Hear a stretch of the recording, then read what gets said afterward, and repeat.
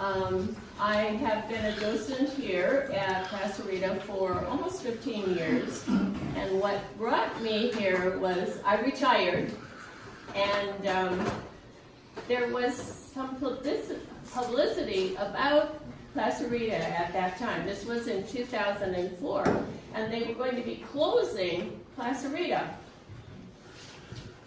And the docents at Placerita formed a foundation and basically paid the salary for the superintendent for the year that the county wasn't able to pay it because of things.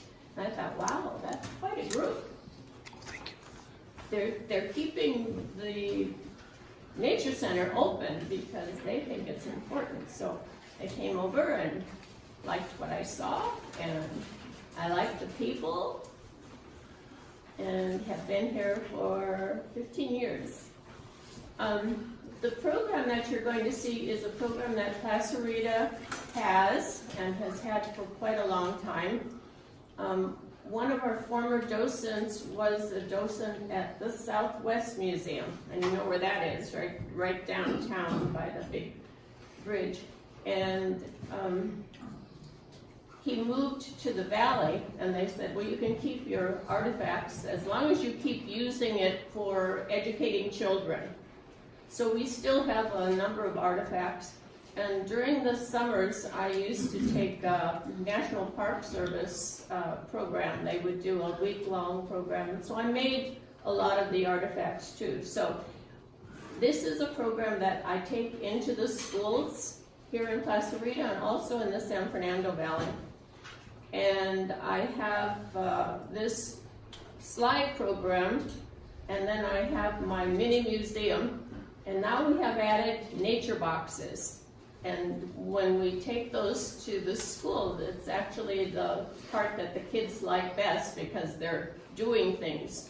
So you're going to be doing things today using the nature boxes. And you got a flyer about yucca because we're going to be weaving yucca and eating yucca.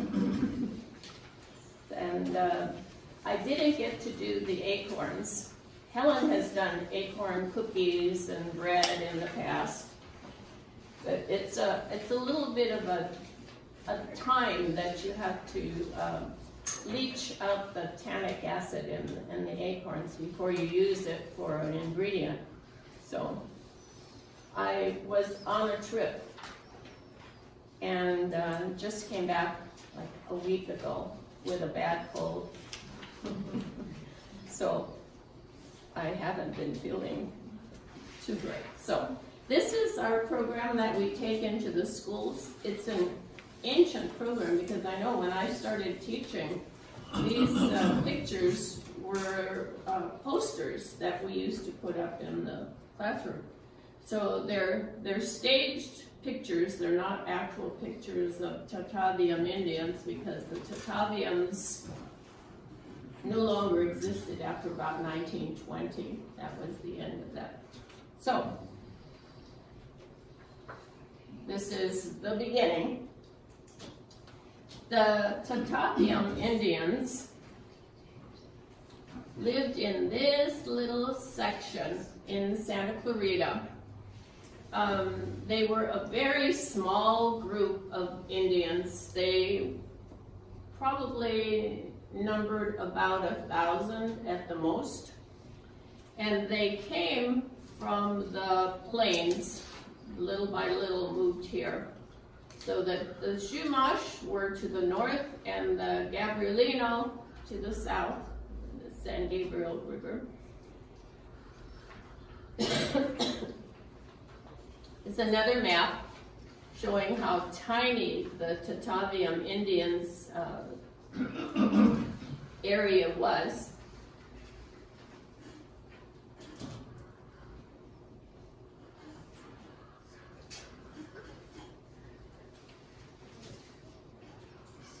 Here's still another picture of the Tataviam area.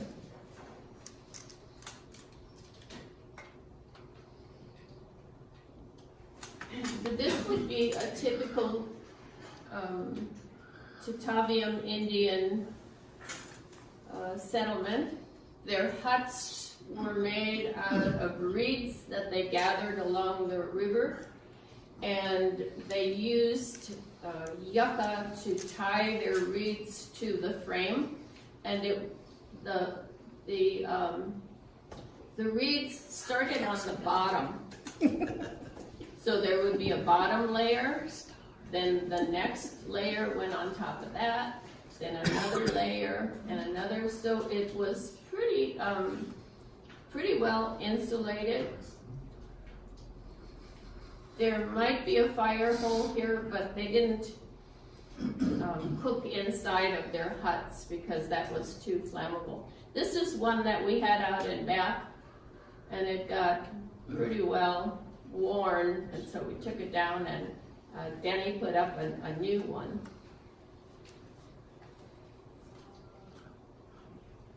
This would be school for the Tataviams. Grandmother is teaching perhaps about plants to eat, what things they could eat and what things they could not. They didn't have formal schooling. Behind grandmother there is another hut, like a small hut, and that would be their granary. That would be where they kept their food. Over here is a basket, a carrying basket. And the huts, depending on the size of the family, the huts were pretty big.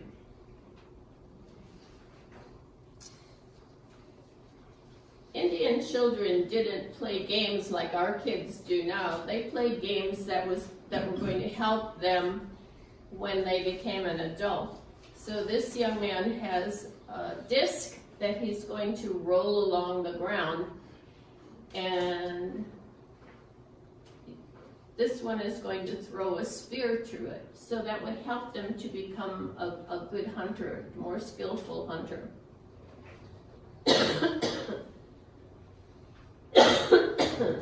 So he was successful. They're making arrows. They have a rock with an indentation in, and they heat the wood and draw it back and forth through the rock to straighten their arrows. A bow and arrow was not a really efficient tool for hunting. You had to get pretty close in order for you to kill an animal. And so they had to make it as straight as possible. So he has a number of arrows, and he's going to go hunting. They didn't wear shoes very often, but if they were going hunting or traveling, they might wear foot coverings, but they didn't generally wear. So they were successful on their hunt, and they got this deer. Well, I'm not sure how much a deer weighs, probably around 100 pounds, 80 to 100 pounds. So that's a lot of meat. So what would they do to preserve their meat? Because they couldn't eat it all in 1 day, 2 days. So that's what they did with their meat. They dried their meat.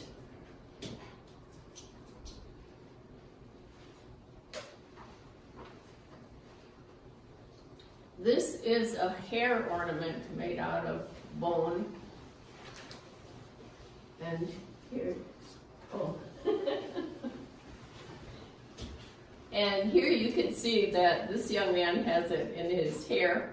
So he's going traveling. He's got foot coverings on, and he's carrying a pack on his back.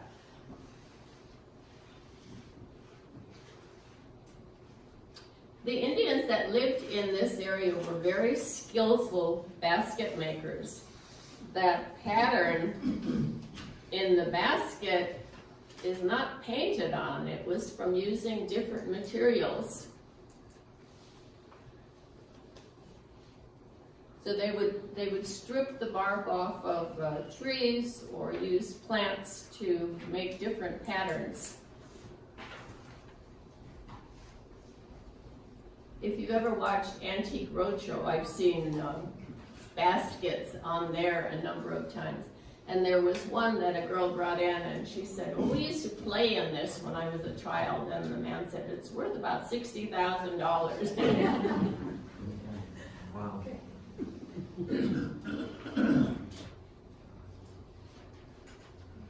There are a lot of pictures here of baskets that are in the Autry Museum. The Autry Museum took over the Southwest exhibits, and they have like an auxiliary building where they have the Southwest Museum artifacts. Here's one we had here at Placerita for a while. This is a gathering basket. It was used to gather acorns. And you have a handout about acorns. The oak trees here produce acorns in September and October. And that's when the Indians would go out and gather acorns. And they had to get enough to last them the whole year, because that was like their main staple. That was their food. Some more baskets from the Southwest collection. That was another one that we had here. Little by little, the Southwest Museum comes and looks at our artifacts, and they take some of them sometimes, and so our collection has dwindled. This is actually a water basket used to hold water. It's pretty intricately woven. The fibers swell once you put water in it, so it's able to hold water. They don't put tar or asphaltum inside because that would make it distasteful, but they weave it very close, and it does hold water. So this is somebody gathering reeds along the river. This gentleman has a robe made out of rabbit skin, and we have some rabbit skins in our little museum, and it shows how the Indians wove them together, made them into strips, and then wove them together. There was a journal entry from one of the missionaries, and he said that these people came in and had no clothing on and didn't seem embarrassed at all that they didn't have clothing. Well, that was the way that they lived. So they would only use something like this, perhaps for winter. This is actually a basket used for carrying a child on the back, because the moms had to go out and gather materials for dinner, and they carried their baby with them, and they would be strapped in with strips of rabbit skin. The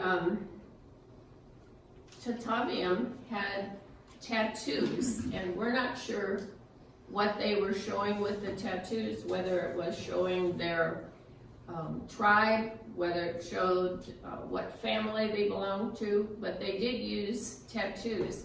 And they would use the tip of the yucca.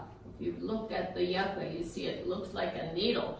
And they would poke a hole in their chin and then rub in rock or charcoal.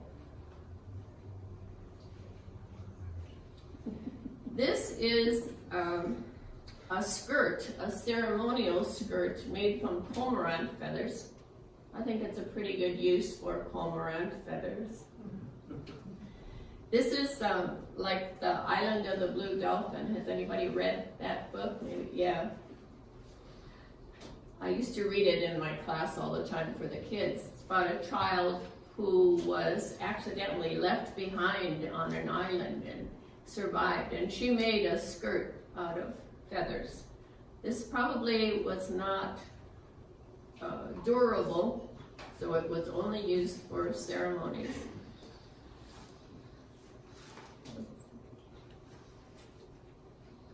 This is a knife. The handle of the knife is made from redwood and the blade from chert.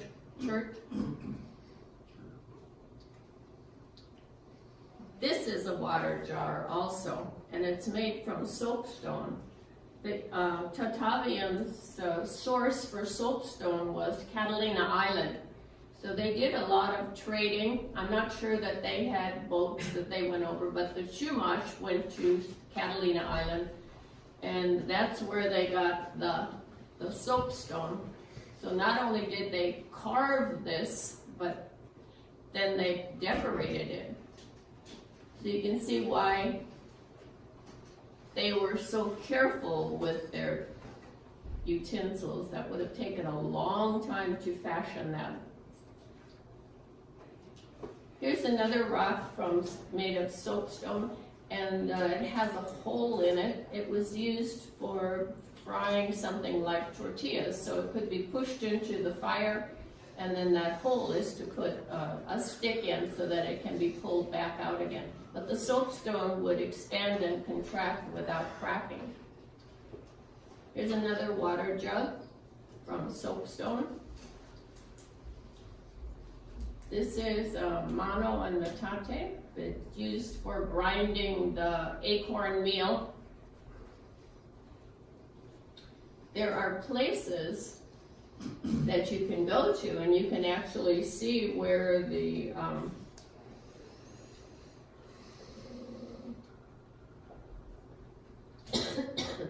where the rock has been worn away from them grinding their acorns. They did pictographs, and we have places around here that you can go to, and they told a story. See the yucca in front here?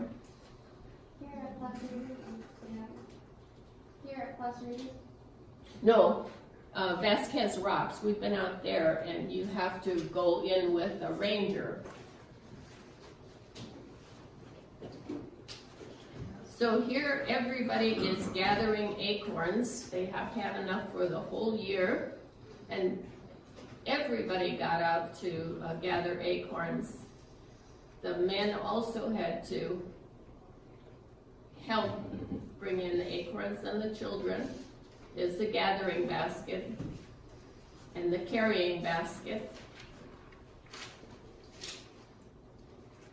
This is actually a hat that's worn, because with the carrying basket they had that leather strap that went across their head, and it would bind, so they put a hat on so it would be more comfortable.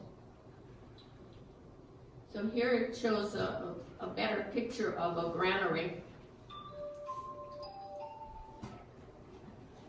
Here they are breaking the shells off of the acorn, getting ready to grind it.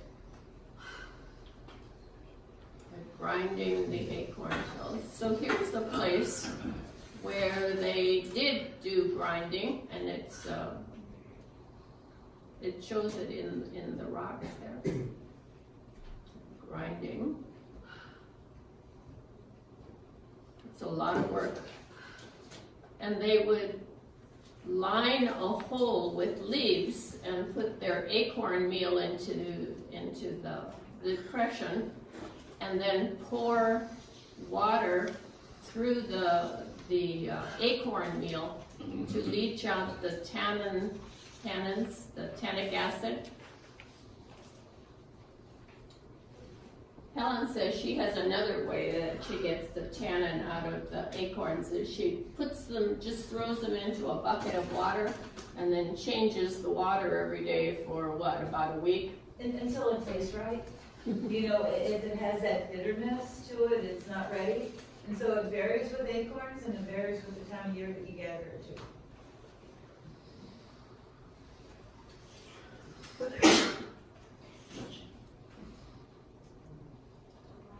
So here they have a fire, and this stirring stick.